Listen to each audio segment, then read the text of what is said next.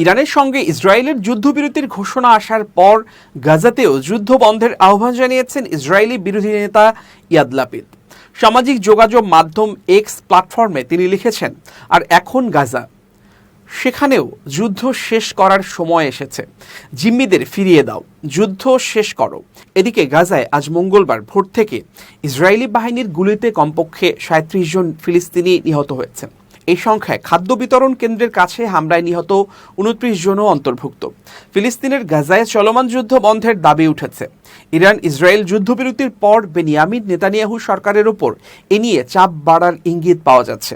ফিলিস্তিনি ভূখণ্ডে চলমান যুদ্ধ বন্ধ করে এবং তাদের প্রিয়জনদের দেশে ফিরিয়ে আনার ব্যবস্থা করার কথা বলছেন ইসরায়েলি বন্দীদের পরিবার। গাজায় আটক এসব বন্দির পরিবারগুলো যুদ্ধবিরতি চুক্তিতে গাজার বিষয়টিও অন্তর্ভুক্ত করতে হবে বলে আহ্বান জানান সরকারের প্রতি। মঙ্গলবার বন্দি ও নিখোঁজ পরিবারের ফোরাম এক বিবৃতিতে জানিয়েছে, যুদ্ধবিরতি চুক্তিতে গাজাও অন্তর্ভুক্ত থাকতে হবে।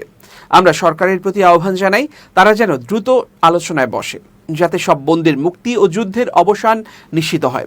যদি ইরানের সঙ্গে যুদ্ধবিরতি করা যায় তবে গাজায়ও যুদ্ধ বন্ধ করা সম্ভব। তারা আরও বলেন, ইরানে একটি সফল অভিযান এবং ইরানি জোটের উপর বড় রকমের আঘাত হানার পর আবার গাজার জটিল পরিস্থিতিতে ফিরে যাওয়াটা অকল্পনীয়। এটা কোনোভাবেই যুক্তিসঙ্গত নয় এবং এটি ইসরায়েলের স্বার্থের বিরুদ্ধেও যায়। এই ফোরামের পক্ষ থেকে জানানো হয়, ইরানে অভিযান চালিয়ে যদি বন্দীদের মুক্তির কাজে তা ব্যবহার করা না হয় তাহলে তা হবে এক বড় কূটনৈতিক ব্যর্থতা। এখন একটি ঐতিহাসিক সুযোগ এসেছে এবং ইসরায়েল সরকারের উচিত এ সুযোগকে পুরোপুরি কাজে লাগানো।